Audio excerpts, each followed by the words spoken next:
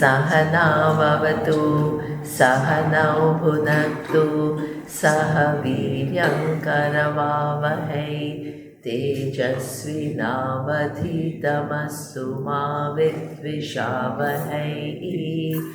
ॐ शान्ति शान्ति शान्तिः।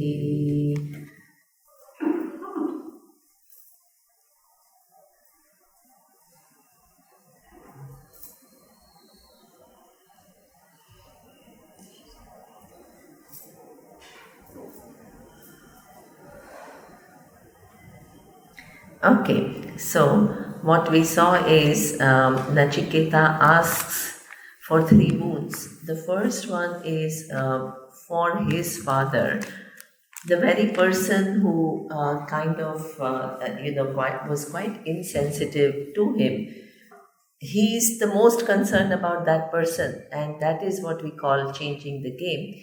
And that is something which is so important, because instead of nursing hurt and nursing resentment, he's changing it, and he's saying that let him be well, and let him when I go back, welcome me without having all these memories of what had happened, and all the pain, and all the challenges that were faced between the two. And this is really something which, these are stories, but Swamiji internalized it and said, what does it mean? What is this story telling? And there is something with reference to, because through Nachiketa, Upanishads are talking to us, right? It's not just what Nachiketa did and what happened to his father and what was going on between them. It's all the lesson about us. And that is that it may sound little counterintuitive, but that very person who hurts you, you pray for that person. It seems very difficult, but that's the only way. Because as long as that person operates from confusion, this is how the person is going to operate. That person is not going to magically change. And whoever is in front of that person will be subject to that pain, whether it's you or X or Y or whatever. So that means the only way is to actually, if that person changes, and you can't do much about that person changing, so what you can do is pray for that person. And what it does is, it brings about a very big shift in you from resentment. It goes to actually addressing, it's not about being nice, addressing the fundamental issue, finding out what exactly is the cause for this behavior and addressing it. And if you address it, only when you address the problem from the root cause, it's going to go. Otherwise, it's going to reappear again and again in different forms. So it's just being smart. And also, so what is happening is, you are identifying the root cause, you are addressing it, and at the same time, you are changing your own story. From this person did this to me, I was subject to this happened to me, to understanding that that person was helplessly doing what that person could do given that state of mind. Then your trauma is over because it's not personalized. It happened to me. That story is gone. Which you cannot know. The more you try to heal yourself from the story that happened to me, and you tell, oh yeah, it's okay, it's not okay, because you did feel hurt. You have to depersonalize that story. And that's when you're free from it. Otherwise, you're not free from it. So this is something which he did. So that was his first boon. The second boon was for people at large. He saw that they are struggling, and everybody is a little bit kind of heaven bound, in the sense that they have concluded that life on earth is challenging. So they want, something after this life where there is less affliction. This is something which, what percentage of humanity is in one way or the other heaven bound? Is that why he did not ask for Atmajnanam for humanity? Yeah, because most of the humanity is looking for, right, just some respite from the pain and wanting some realm, whether here or later on, where the pain is reduced, where you can live more comfortably. This is most of the people are what looking for. So this is what. So when prematurely you tell them that moksha is the end, nobody is interested because that seems so far away, so remote, and also an impossibility. They are looking to better, as an individual, better their life in some way and to reduce pain. Most of the humanity, either here or hereafter. So this is why he understands that and he asks for that. And what does he do? Lord Yama gives him a very complex ritual to accomplish that, and he repeats it 100% without any loss or without getting confused or without forgetting things. And Lord Yama is so happy with his capacity to grasp, his concentration, his ability to reproduce, retention, all of that was just impeccable, not getting distracted. So, this is where Lord Yama says this ritual will be named after you, Nachiketa Agni, and also gives him his own, mala filled with gems because he said, "You are amazing, you are incredible." you know. And the third boon he saves for himself, and he asks for this question, and he asks in a way that is not totally clear what he is asking for. And he says, there is this doubt in this world about what is the nature of Atma. Some people say it exists after death. Some people say it ceases to exist after death. You teach me nature of Atma. So what Adi Shankaracharya does is to say that actually you have to figure out what is he asking. And the second boon is actually showing that you don't die after the death because there are other realms that you go to. So that means his question of does one exist after death or not in some ways is redundant because not only he asked but Yama gave the answer and gave him the ritual. What it means is the end of this body is not end of I am. That's very obvious from the very second boon. So, what additional is he asking?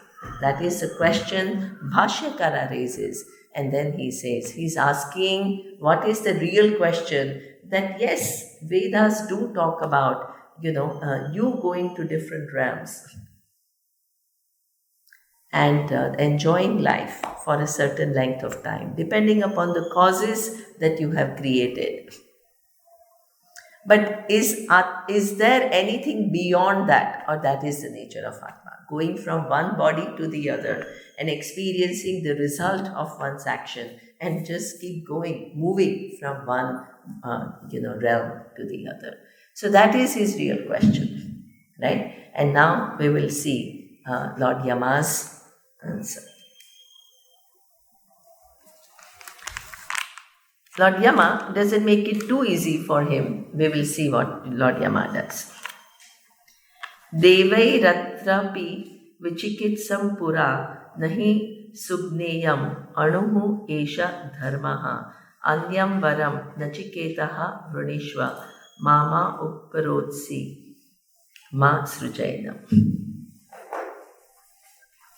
So what he is telling is that this question that you are asking, which is the nature of Atma, right? Even Devas. Who are Devas? They are human beings belonging to other realms. And how did they reach higher realms?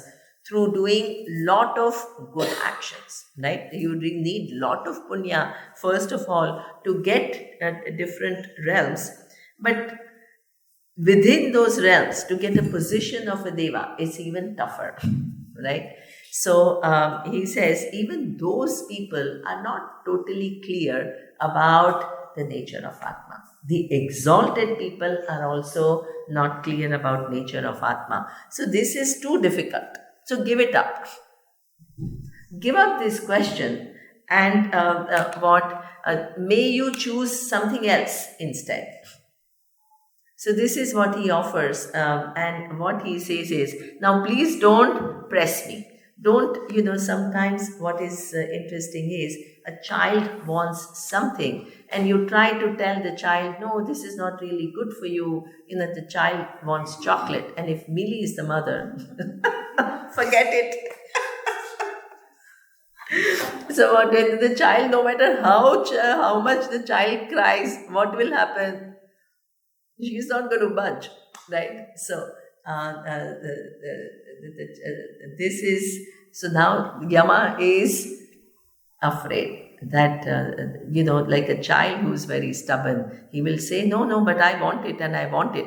So before he does it, Lord Yama says, please don't now press me. This is what it is. Even devas are not clear about what exactly is the nature of Atma.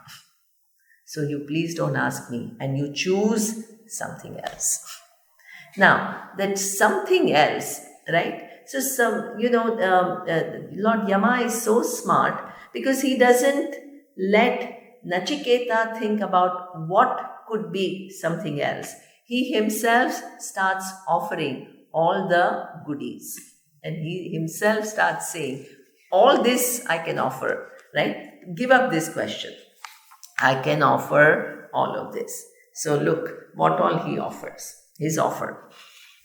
Shatayushaha putra pautran vranishva bahun pashun hastihi hiranyam ashwan bhumehe hridayayatanam vranishva swayam cha jiva sharado yavat ichchasi etat tulyam yadi manyase varam vranishva vittam chirajivikam cha Mahabhumo Nachiketastvamedhi Kamanam Tva Kamabhajam Karomi Ye Kama Durlabha Martyaloke Sarvan Kaman Shashvataha Prarthayasva Imaha Ramaha Saratha Saturya Nahridisha Labhyaniya Manushyehi Abhirmat Prattabhihi Paricharayasva Nachiketaha Maranam Mano Rakshihi. Who wants to? He makes a counter offer. He says, give up this question, and in return for this question, I will give you all of this. So let's see what all he offers. What all he offers? Who wants to read?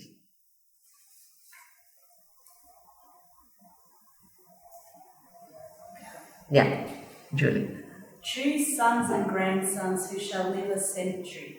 Many cattle, elephants, gold and horses. Choose a great estate of land and live as many years as you want. If you think this is an equal gift, choose wealth and long life. Nachiketas, be the ruler of a great country. I will make you the enjoyer of your desires. Whatever desires are hard to get in the mortal world, request all those desires at your pleasure. Here are lovely maidens with chariots and music. These are not to be attained by anyone. Be served by these whom I give you. Nachiketas, do not ask about death. Okay, so this is the old one. If you can look at the new one, but it's okay, this is fine. But from now on, he will talk, this old one will talk about soul and God knows what. So don't use that. But this is good. This is good. Okay, so now let's look at what is his offer and where does it fall into, right? Shata Yushaha. So you give up this question of what is the nature of Atma. Is there, what is the truth of I am? Whether there is something more to Atma than this perennially traveling individual who goes from one body to the other according to one's karma, right? So this What is he offering to give up this question? Shatayusha. So, according to the Vedas, what all we pursue falls within what three basic pursuits until you come to moksha. So, artha, kama, dharma. And what Nachiketa is asking for is moksha. He wants to know the true nature of Atma, knowing which you can actually gain freedom. And what Lord Yama is saying is, give up this question, and in return, I offer these things to you. So, what is he offering? Let's see what he is offering. Shatayusha, 100 years of life. But where does that fall into? Where do you think it falls into? Artha is any security.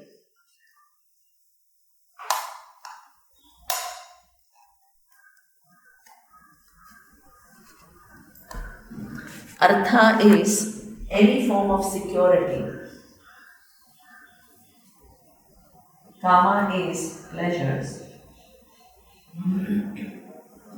Dharma is your ability to choose the right actions and future compensation for that.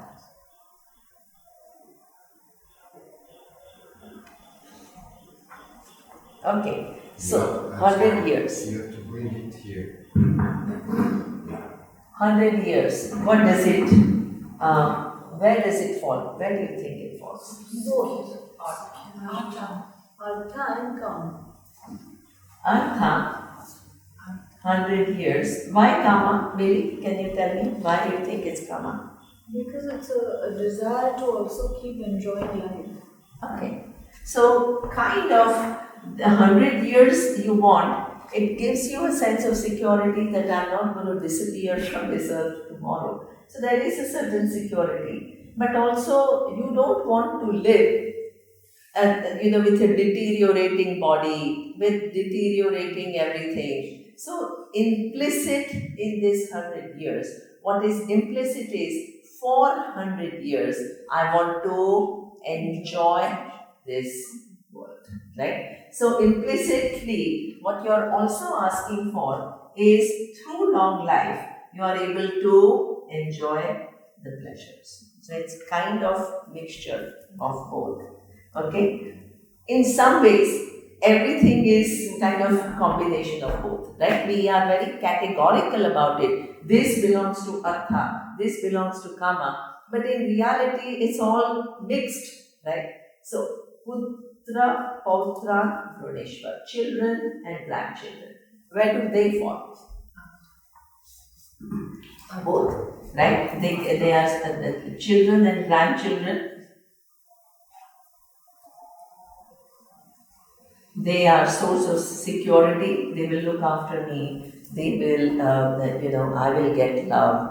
I have somebody to nurture. So that gives you a lot of sense of security, but it also, along with that, it also gives you pleasure. So nothing is just, all compartmentalized. They are both, right? That's why we are so connected to these objects, because they satisfy two needs in us simultaneously. One is it makes us feel secure, and the second is it gives us pleasure. That's how we get hooked on to things. Okay? Then, Bahun, Pashun, Hastihi, Hiranyan, Ashwan. So, he's talking about wealth in form of gold in those days and cattle, which consists of cows, horses, elephants. Where does that fall?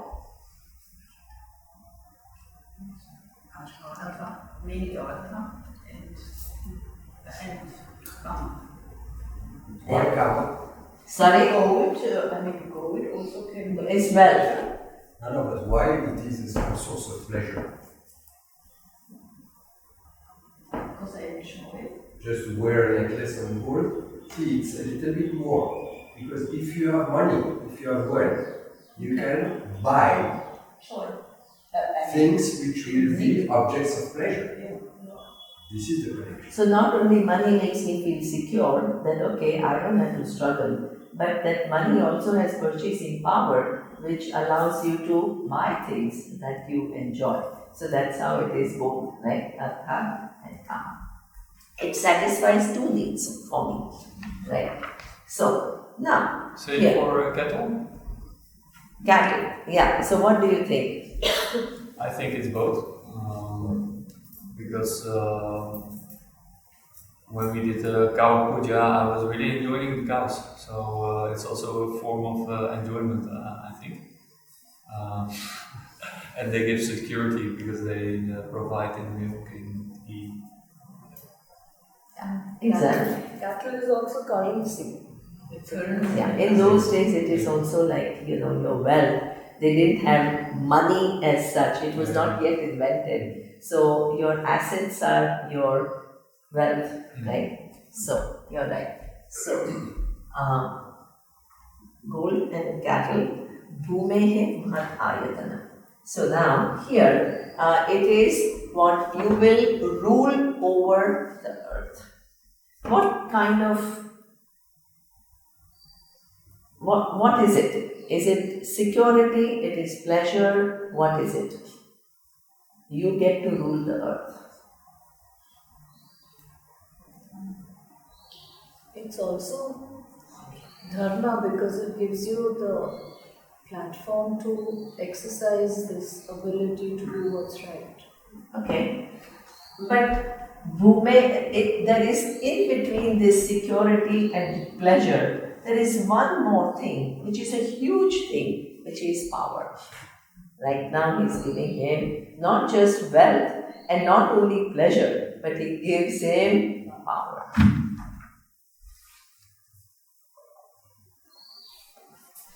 What is so attractive about power?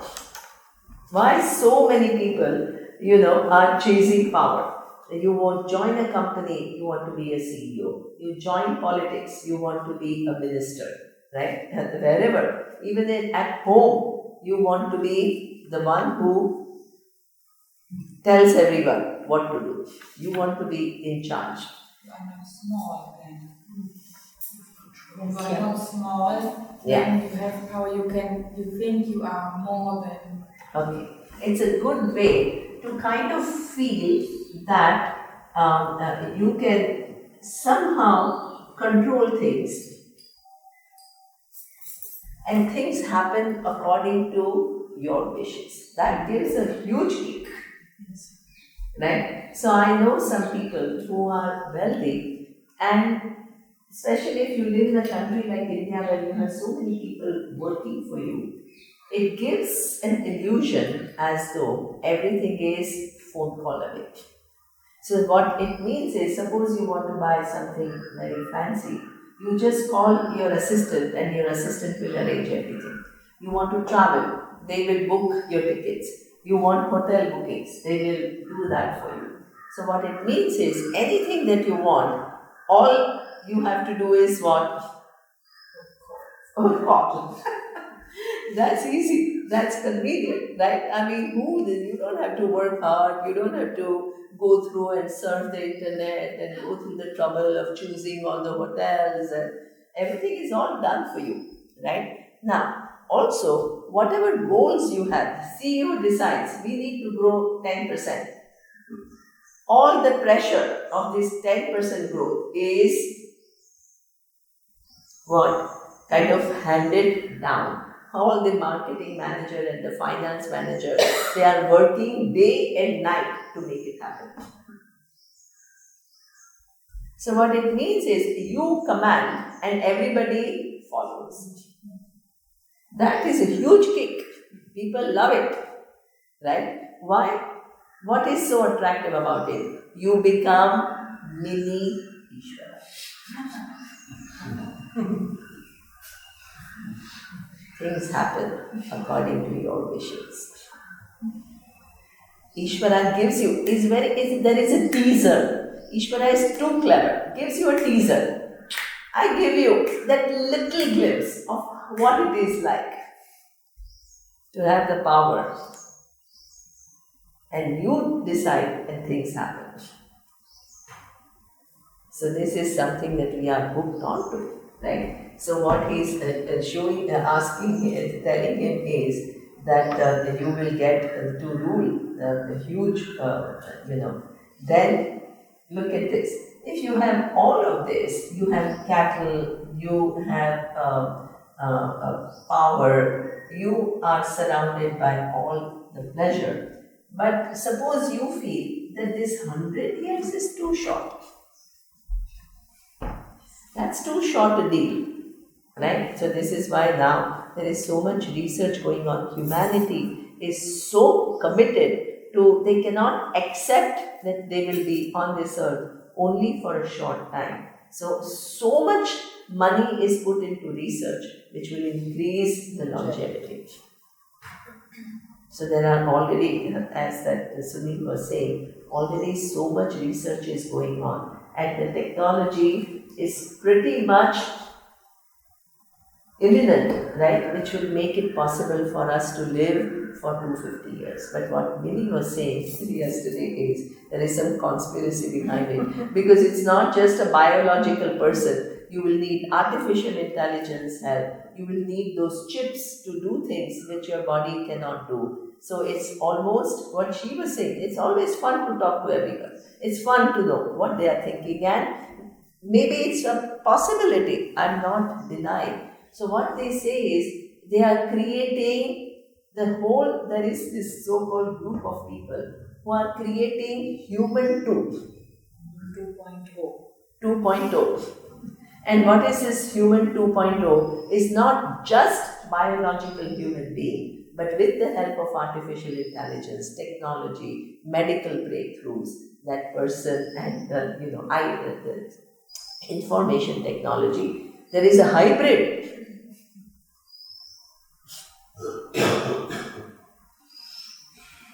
That's incredible. So what does it mean? Why is it so important for us to be on this earth? What is so attractive? While you're here, you're all the time complaining, oh, life is, I'm suffering, oh, I have this, I have that. So why is it that living long and prolonging life is so important? All the time you're only complaining most of the time. You record your conversation. How many times you are optimistic, enthusiastic, cheerful? How many times you are complaining, dissatisfied about something? You see the proportion. You record one day, natural conversation without being conscious. Most of the time it's all loaded, unhappy, this person who is burdened by things.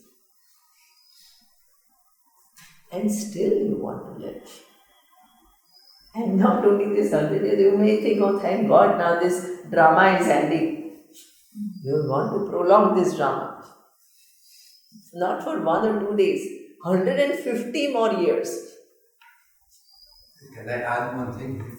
See, at one level, what they say that you will have prosthesis and organ replacement available for everything, for your heart, for liver, for this joint, for this. It is already there to some extent. So some will be biological, organic, and some will be like artificial. Okay? Now there is another thing which is big, which is even at the level of the mind, which is the thing. Imagine this concern or God, or digestive problem that we can fix. This back pain problem we can fix. This is a major source of problem.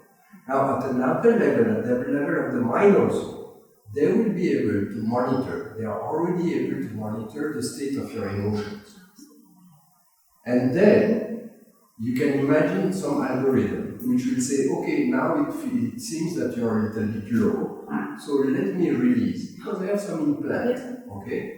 Let me release a little bit of antidepressant in you to bring you back to normal.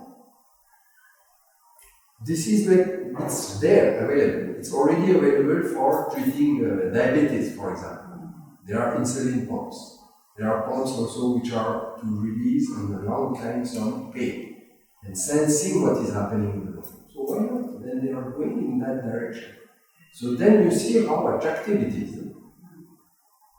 Because you're living, but also the second problem, which is I'm struggling, that also they are promising to take care of. Then it becomes living long becomes very attractive, right? So now, right now there is no such technology. So he's saying if 100 years seem little less for you to enjoy all this, I can give you longer, as you wish.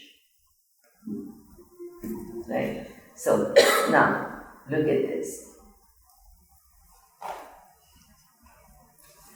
Kamanam tva kama bhajam karomi. Anything else that you think of. I have given you some options.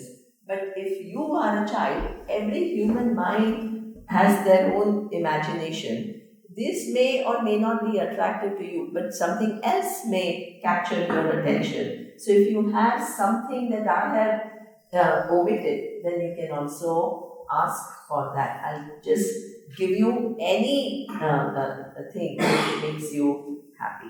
Okay. Then he offers one more thing, and he says that whatever is not available on this earth, which is what all these celestial women and vehicles and music, which is generally not available on this earth, I will make it available to you on this earth. Which category does that fall in? Kama.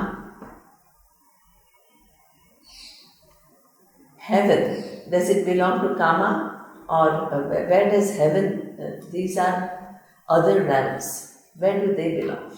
Other realms. Huh? It's a kind of security also. It belongs to Dharma. Why does it belong to Dharma? Because you can go to heaven only if you have enough. Excellent. Right? Heaven is not available to you right now, and it is also not available to you at your will. Everybody wants to go to heaven, but doesn't mean everybody ends up going to heaven. So what is a precondition for going to heaven? You need punya. So you have to have done things right, which gives you enough adrashta. That adrashta translates into experiences which are pleasurable, in the future. So what it means is, it seems as though it is kama. It's not kama. It is dharma. It is a compensation for your good acts. Right? So that means all the compensation for your good acts that you can get by being in different realms after death, right now I'm offering it to you. Do you understand? What is not available right now, for which you have to wait till later date, when you leave from earth, and as a result of your good actions, you go to another realm, and because of your punya, you enjoy better bodies, you enjoy better objects, but that is now going to be made available to you. So this is preponed result of your actions, for which you don't have to wait till you die. Do you understand? But this any pleasure. So heavenly pleasures are not available to you right now. So they cannot fall within kama category. Do you understand? It's not available to you. It is at a later date, based on your actions, and subject to how much punya. You don't decide which loka, even within the lokas, which loka you are going to end up. You want to go to Brahma Loka doesn't mean you want to become Indra, doesn't mean you will become Indra. Neither that Indra Prada is available for you to enjoy now, nor you can decide that next birth I want to be this. It all takes care of within order of dharma. So this is why this belongs to dharma, but preponed, right? So you don't have to wait till you go to heaven. Right now, those pleasures are available to you. Okay? So here he says, all this is an offer, and anything else that is your fancy, that attracts you.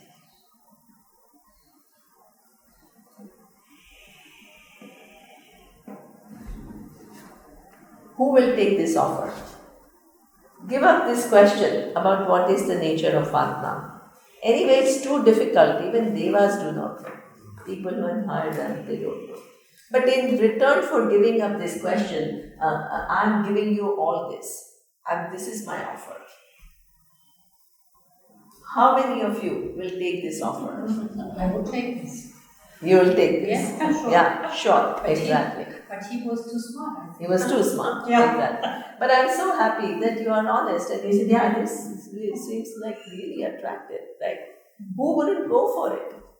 You have long life, you have children, you have grandchildren, you have a lot of wealth, you have power, you have all the objects of enjoyment which are not even available on this earth. I mean, what else? And you have long life. And you can also take it for good, for Yeah, and you can do a lot of Yeah. good things with Yeah. all of this because he was already mature. And he said, yeah, I can do a lot of good things with all this. Yeah.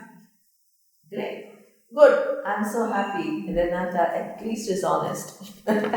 we all may still fall for it. But now in Vedanta class, it doesn't seem appropriate to go for Artha, Dharma and Kama because we are here for moksha. So we are all textbook people. Okay, this is not something that we are attracted in. I knew But- what I can say this thing. So this I is would try and bargain and say I want this for some time and then come back to the question. so now Nachiketa has to reply. What is he taking this offer or not?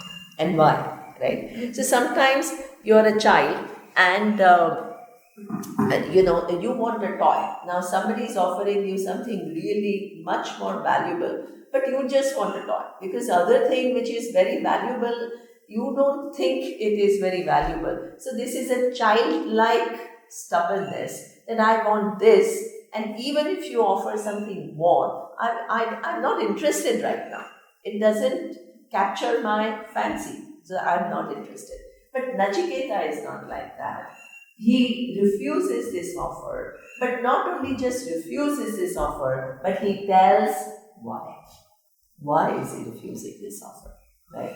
So the next verse says, Shobhavaha madhyasya yat antakaita sarvendriyanam jarayanti tejaha api sarvam jivitam alpameva tadeva vahaha tava nritya gite na vittena tarpaniyaha manushyaha lapsyamahe vittam drakshma chetva जिजिष्यामः यावत् इष्यसि त्वं वरस्तु मे वरणीयः स एव यस्मिन् इदं विचिकित्सन्ति मृत्योः यत् साम्पराये महति ब्रूहि नस्तत् योऽयं वरः गूढम् अनुप्रविष्टः न अन्यं तस्मात् Nachiketa वृणीते.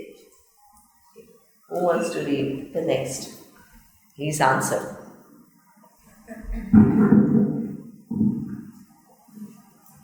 Who wants to read? Yeah, Gary. O Yama, the destroyer of the mortals, all these ephemeral things wear away the power of all the sense organs. Moreover, any form of life is short only. Let all your vehicles, dance, music be yours only. A human being cannot be satisfied with wealth. Since I have seen you, I shall get wealth. As long as you rule, I shall live. That boon alone is to be chosen by me, indeed. O Lord Yama, tell me that about which people entertain doubt in this manner, and which is dealing with the great life after death. Nachiketa does not choose any boon other than that. This boon has become inaccessible. Okay. So, what is his answer? He not only rejects the offer, he tells why he rejects the offer. He says, look at this, that yes, okay, I understand that you give me wealth and power, right? But what is interesting is, way the human body is made, the senses and their power deteriorates. So what it means is that there is a diminishing happiness. So not only there is diminishing happiness now, but over a period of time, it diminishes even further. So what it means is, suppose, right, you're 25-year-old, like Sander, right? And you have a good appetite. So what happens is, now you don't have to worry about weight. He's already very thin, right? So there is no problem with anything. So what happens is, he goes to breakfast and he has what? 10 idlis. And what happens is that the first idli that he ate and the 10th idli that he ate gave him the same pleasure? No. Up to 5 or 6 gave him pleasure. After that, it was only his greed that he said, oh yeah, one more I can handle. But it doesn't give him as much pleasure as the first or the second or maybe the third. This is what we call diminishing returns. This is something that we study in economics. There is a diminishing return. The first piece doesn't give you, that gives you more pleasure than the last piece. As then, if I offer him 11th piece of idli, he himself will say, no, now it's enough. Now it will be a torture on my body. So the source of pleasure, after a while, after a certain level of consumption, has become too much. You cannot. So that means at any given point in time, also the senses and whatever pleasures you derive from the senses, they keep giving you diminishing returns. So therefore, they are not as enjoyable as they seem to be. In psychology of food, in fact, the highest pleasure that you feel is just with the thought that you're going to eat the idli. And that's the highest pleasure. The then thought of when you take that first bite, that's less than actually the thought of it. highest pleasure that you must feel. So it's already started from the thought and then diminished. So let's think only. Now, the story doesn't end there. So what happens is, once upon a time, I was also 25 years old and I could have 5 idlis, not 10. But today, right, with my love for idli is the same. But after 3, my stomach cannot take it. What does it mean? At any given point in time, the same person doesn't derive that much pleasure. But over time, your capacity only reduces.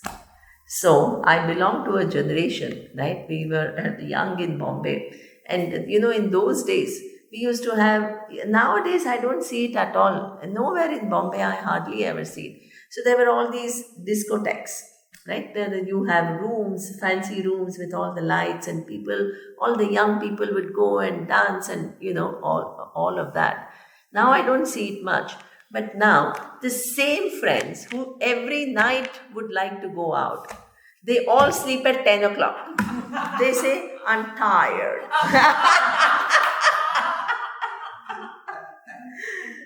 So those discotheques are replaced by some other form, like clubs or whatever, pubs and clubs, and they keep changing, right? All these forms keep changing. That is passing, is outdated. Now there is something new which is in fashion, right? So all that keeps happening, and young kids keep going. But what happens is, by the time you reach 50, the same person who used to love going out or eat out in the restaurants, now they say, oh my God, it's too much. I like to eat at home. So what does it mean? The pleasures are multiplying, and there is so much innovation in what is offered to you. But your capacity to engage, what happens? And your interest, what deteriorates. So all this, Nachiketa says, it sounds very attractive. Seems like I'll always be happy, but this is not how the world is designed. If you are wanting satisfaction, a permanent satisfaction from things which are changing, not only the objects are changing, your capacity to enjoy also is changing. And within this all changing, the enjoyer is changing and the capacities are changing. The objects are changing and they are not stable. Through this interaction, if you want permanent happiness, forget it. It's not possible. Neither today, nor tomorrow, nor any other time. This is why Nachiketa says, through these goodies that you are offering, because he himself came from a wealthy family. His father was doing Vishwajit Yajna. It's not a small thing. He himself has seen wealth. And he's seen people around, because his father also must have had other wealthy people or good, educated, privileged people. And he says, I have observed the world. Nobody is able to get the full satisfaction through engaging with what? Attractive objects. It's not possible. Limited sense. It's limited. Yeah. So what we are searching for, right? So there is please understand that the world is not bad. The nature of the objects is that it is changing. This is a setup. And the enjoyer of the object is also changing and is undergoing, decline. This is the setup. There is no value judgment, it is good or bad. But through this process of changing objects with declining enjoyer, if you want permanent happiness and not diminishing return, is it possible? It's not possible. To understand what the world can give you and what it can't give you. Excellent. It's not about rejecting the world. It's not about giving world a label that, oh, these are all material objects. It's just, this is how things are. Understanding the nature of the world. What it can give you, what it cannot give you. That is called objectivity. Vairagya. Vairagya doesn't mean detachment. Vairagya means objectivity. Just seeing what a given thing can do and what it cannot do. When you see it clearly, all these fancies go away naturally. You don't have to struggle because you yourself have figured it out. It's very organic. It's very natural. Nima, when you spoke about the people who are complaining many times during lifetime, I think there's missing clarity. What can the world give and what can't it give? Super. And normally it's simple. It's simple. Listening to you makes it clear. Yeah, it is like it is. You are laughing, but it is like it is. This is why yesterday when we were with the children, I said this is so important for me to listen to that someone told me, because before I haven't heard it. And when I hear it, I fully understand. Directly it makes you understand. Absolutely. So it's simple. It's simple. Yeah. Vedanta is the truth, and it is simple. Yeah. We have made our minds so complex. We are so messy. Everything is all over the place. And it seems that Vedanta is something very, very difficult and very complex. In fact, we are complex and Vedanta is simple. So what do we need to do? Undo our complexities. To just see what is. Because what is what is. It's effortless. But seeing it from a complex mind, which has made everything all so entangled, it just seems inaccessible. This is why one more trip in the name of Vedanta, one more imagination in the name of Vedanta. Again, you are going off somewhere. What is preparation for Vedanta? Stay with what is. See things accurately. Don't project on things. Right? This is maturity. Being alive to what is relatively. And your responses come from understanding, even at a relative level, what is going on. Your mind is not imputing, your mind is not coloring, your mind is not projecting, your mind is not vague, your mind is not entangled. It's required. Only when you are able to understand things in the world accurately without projecting, you can go to the next step of seeing the truth of the world. If someone explains, many times I said, why haven't I seen this before? It's so obvious. It's so obvious. But someone must come and show you, and then you say, why didn't I see it? But you know, Sita Devi, even before that stage comes, why didn't I see it? It's so obvious. Even the final truth is exactly like this. Oh my God, this is what it is? How come I was like on my own, like contemplating and thinking this and imagining this? It's so easy.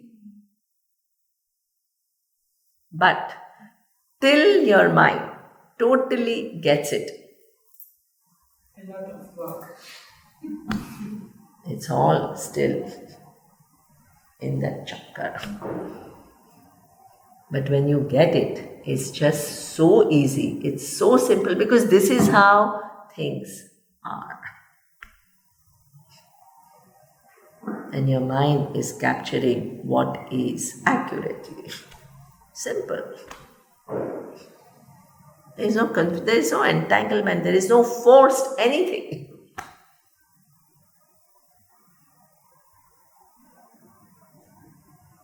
So this is how actually even Mahavakya has to work like that.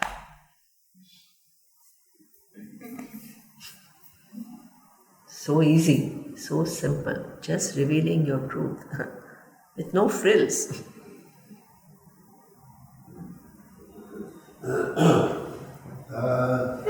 There's another reason. I'm way on past to getting 100, being 75 now, and there's a lot of happiness in my life, in my family, in my own small kingdom. But there's still a world full of pollution, many problems, war, cruelty. Good, excellent. So this is also what Otto is saying. It's very important. Anybody, right now, what he's saying is what Nachiketa could also say is, look at anybody, right? Let's look at the character of Arjuna. What's Otto's question? Yeah, so what he's saying is, even if you have all these enjoyments, there are inherent problems with the world that you can't solve. And all those inherent problems impact you, so that impact prevents you from enjoying things. An example is, suppose you have a lot of wealth, you have good health, you have everything. COVID comes. You can't move out. You can't go anywhere. What does it mean? With all the wealth that you have, with all the power that you have, everything, the CEO, you are a CEO of a company, but nobody is coming. It is all just gone in 1 second. So what does it mean? Even with lot of punya, you can have a lot of things, but you can't change the state of the world. And that state of the world impacts you. It's not like you can be removed or isolated from the world.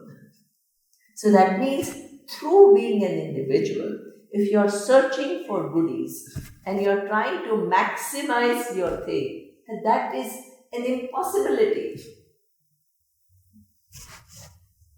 This is something which is not only dearth of your karma, your punya, but the collective, the effects is something which you can't control and it impacts you. So, this point of motto we can see in an example. You study a character of Arjuna, and if you look at all the privileges, what are the privileges that Arjuna enjoyed? He was born as a prince, not just ordinary birth. What Best else? education. Huh? Best education. Best education possible. He was the most skilled archer.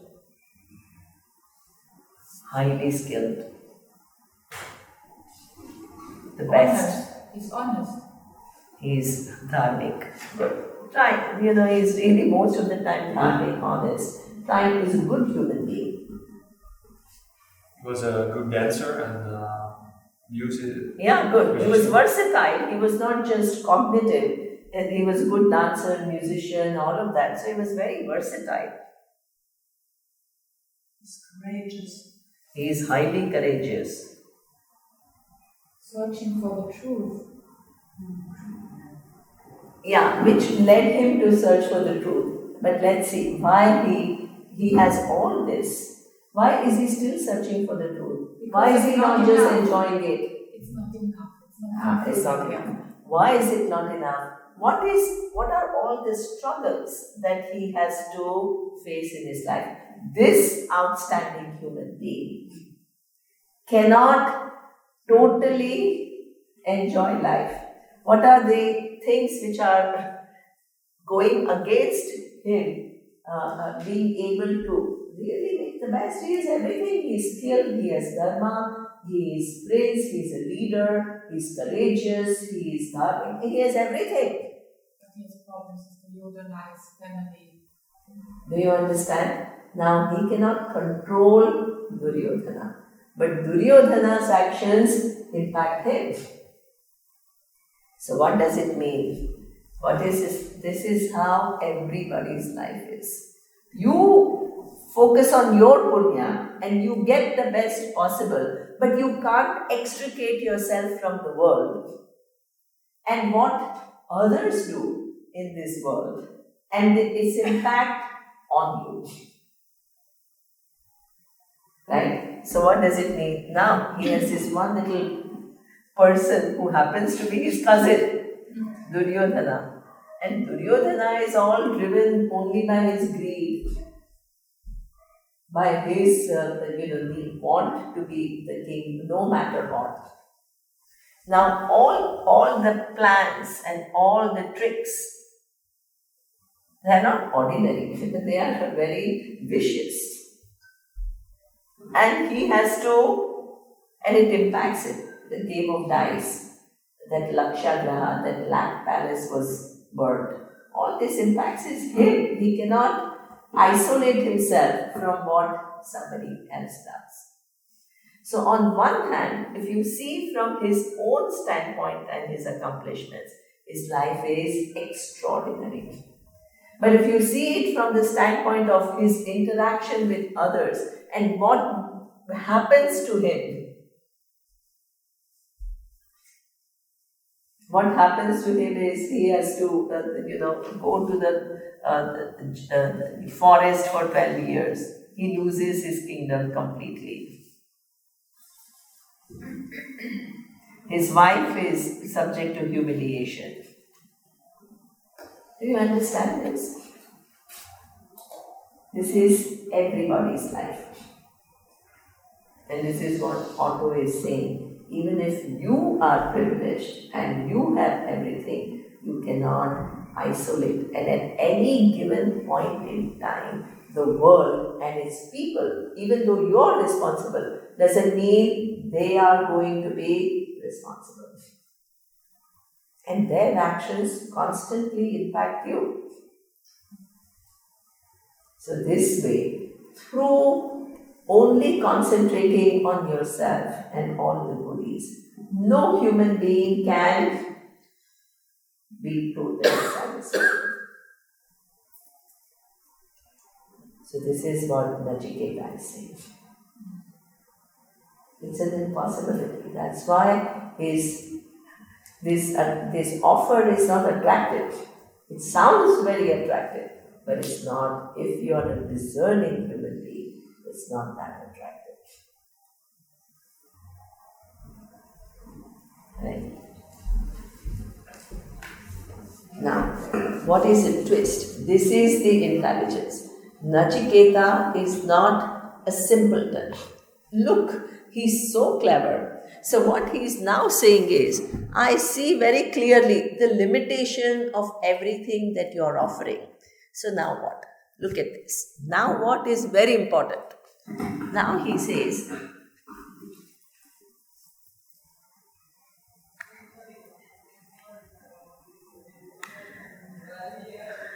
that I have seen nobody is totally satisfied completely with all these great things that you are offering me. Now there is a twist. What is the twist? Now that I have seen you, anyway, you will give me all this.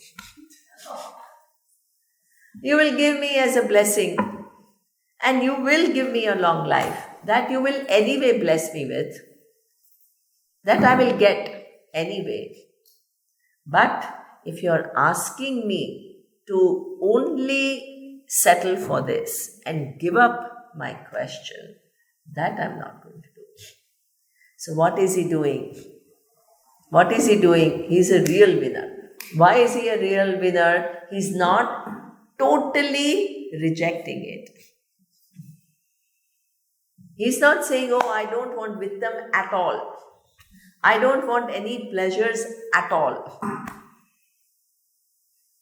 He says, yeah, they are, like Sita Devi saying, yeah, they are going to do some things for you. And I'll have it. It's not a problem. I don't need to stay away from it. But I'm not going to only go for it and give up this question. What does this mean for all of us? We think that moksha means rejection of artha, dharma and kama. If you go for moksha, you have to give up artha, you have to give up kama, you have to give up, dharma is important, but at least you have to you have to give up this desire for heaven. In some ways it is true, because you are not settling only for artha, for dharma or kama. But does pursuit of moksha exclude everything else? Understand the position what it means. No. Excellent. This is the most important cognitive clarity that you can have. And the clarity for your life to understand also what your lifetime means from the beginning to the end and what you do during this time. All this clarity. This clarity, absolutely. So what it means is, as you go for moksha, what has happened is your priority has changed. Your priority is not going for these small things, but actually knowing the truth. So that means there is shift in priority, but everything else that you were doing earlier, do you have to give up to pursue this moksha? No. This is what Lord Krishna was saying in the 12th chapter. Everything else that you were doing, you can continue to do, but what you can do is bring Ishvara in your life. The individual with the total. And whatever dysfunctionality is in your daily life, undo that. And as you begin to undo those dysfunctionalities, your actions become much better quality. As your actions become much better, there is a compensation for that. And what is that compensation? Punya. And what does punya do to you? You get relatively comfortable life. It manifests in form of relative comfort in terms of your material well-being, relative pleasure, satisfaction levels go high, unclogging of the mind, entangling. That is huge. So you're not looking for artha, but because your actions have become much more in keeping with dharma, artha comes without much effort. You are a winner. This is real winning. Because they are not two mutually exclusive things. What is interesting is, artha, dharma and kama does not include moksha. But moksha includes everything. You are a smart decision maker. And more trust is coming. More and more trust. More and more ability to assess things accurately. More and more taking care of your raga dveshas. More and more seeing Ishvara's order. More and more freeing yourself from emotional entanglements and delusions. And more your actions, you grow, you become subtle human being, and you become a contributor, and the life compensates you for that. Encourage you. Gives you all the blessings. So what does it mean? Moksha is a smart choice, because if you go for moksha, everything else will come naturally. But if you go for other things, you keep being entangled. And search and search and search, and you never get it because you are searching at a wrong place. This is how Ishvara has created the world. Very naturally, we search at a wrong place and we never get it. What is intelligent living? Figuring out where will I be able to satisfy this search. Find the right place.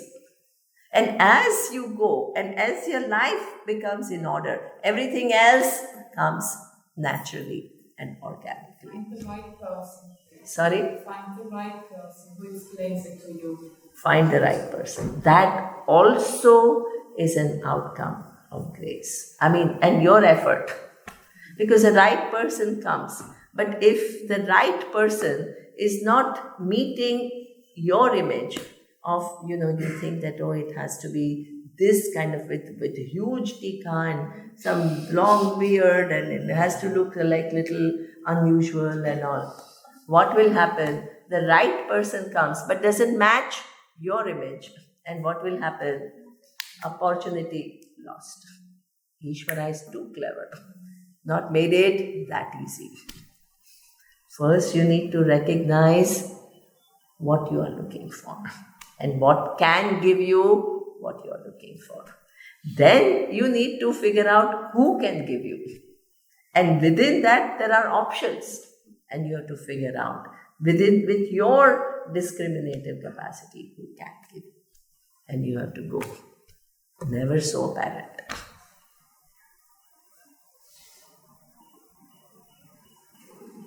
This is something, that's where people go on trips, spiritual trips. 25 years of your life following somebody. 30, lifetime following somebody. You're looking for energies, you're looking for magic. Ishvara says, doesn't matter. It's okay. This is yet another trip. You keep making those trips till one day you use your buddhi and you see clearly. Ishvara is not in a hurry.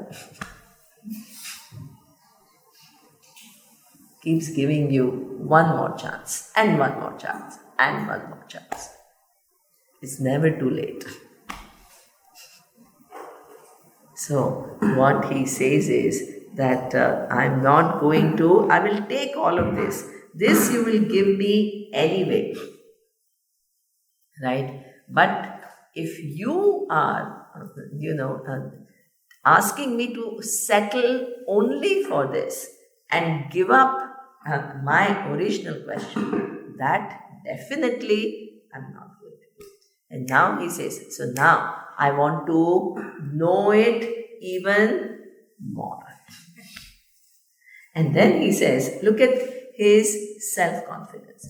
He says, generally what happens is, if you're 11-year-old boy, and if Lord Yama says, even devas who are very exalted in some other lokas, they have a lot of punya and their position of power, they are confused about what is the nature of Atma.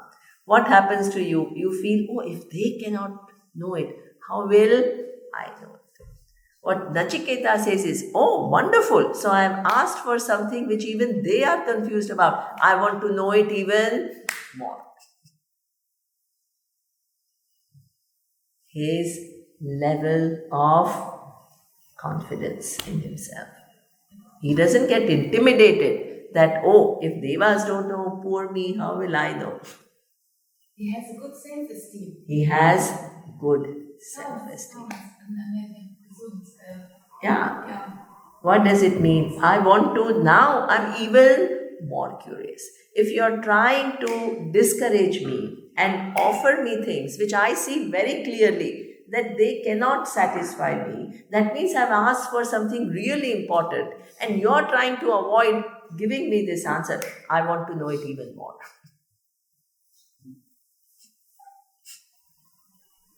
Nachiketa.